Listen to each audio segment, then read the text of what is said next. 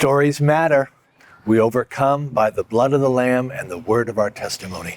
Listen to this great story. It'll make an impact in you or somebody you know. Would you also welcome my friend Michelle with me? Come on.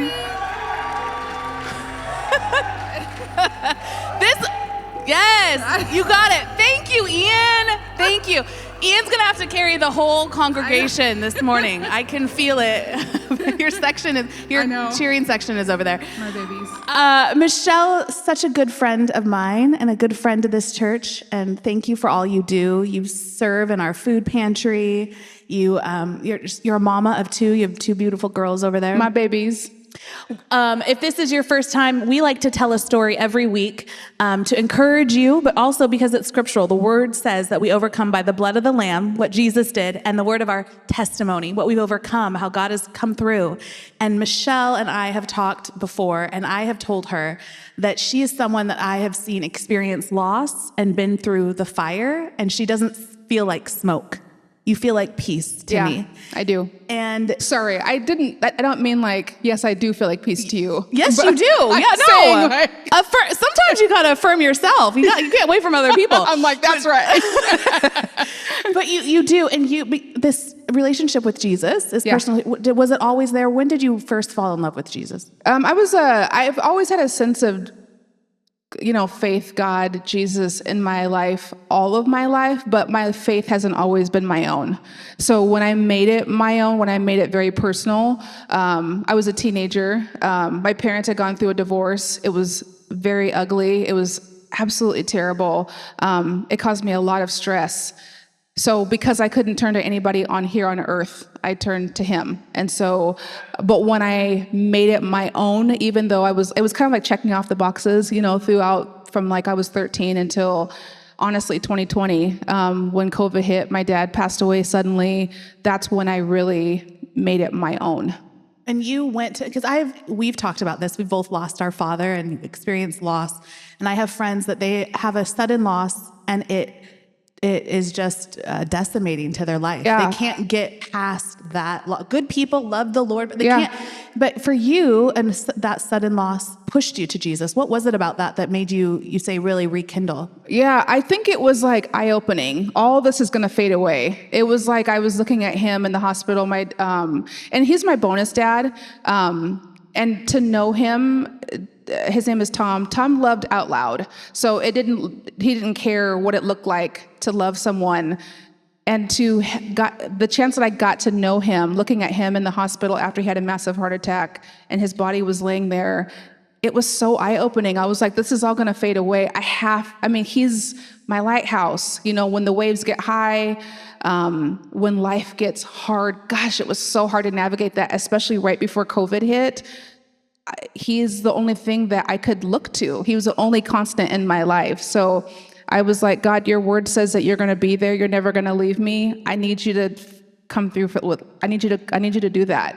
You have to show up for me. And he showed up. He showed up. And it wasn't in a way where I was saying earlier, people have these stories where it's like, I was in the car accident and Jesus opened up the clouds and I was waiting for this big moment, and it wasn't a big moment for me. It was just a sense of peace in my heart that was as sure as I take my next breath. I cannot articulate it. I cannot put it into words, but it was just this great sense of peace in my heart that I knew that I was going to see my dad again. And I knew that what I read in his word is truth. So I was like, okay, here I go. I'm putting all the walls down. I'm leaning into you. You tell me to do that. I'm going to do it.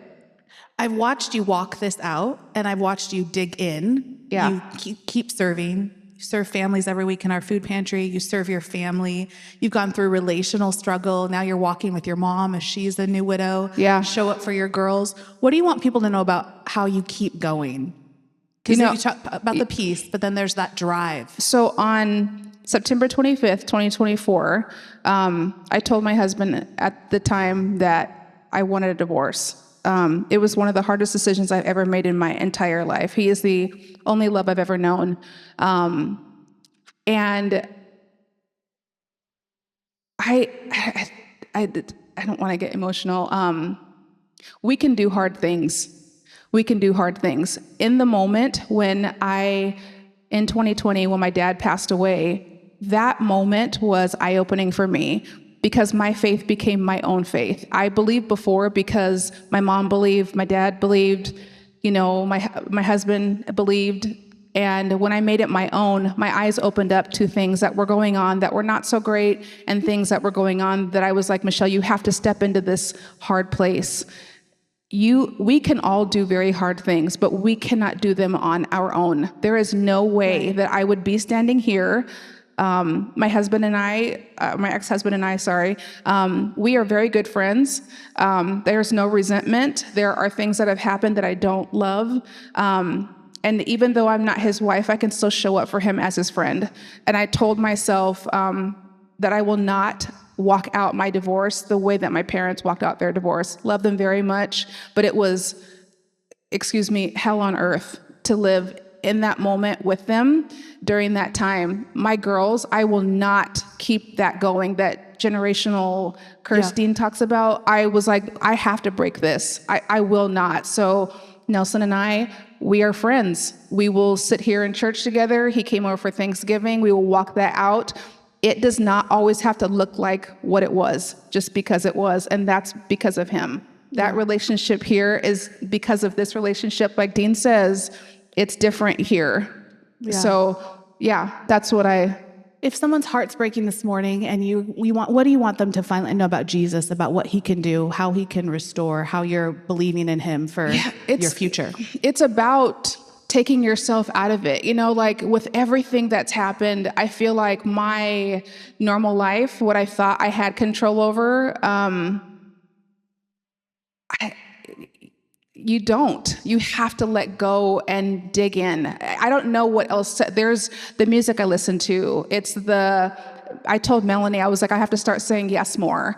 It's the surrounding yourself with people. It's the diving in and giving more of yourself. We got to deliver Thanksgiving meals. It's doing those things, like it's little things. And I may not have an impact to where I change the world, but of my world, I can change my little world. Yeah. So I have, my two girls, Deja and Brooklyn, whom obviously, you have kids, you love them so much.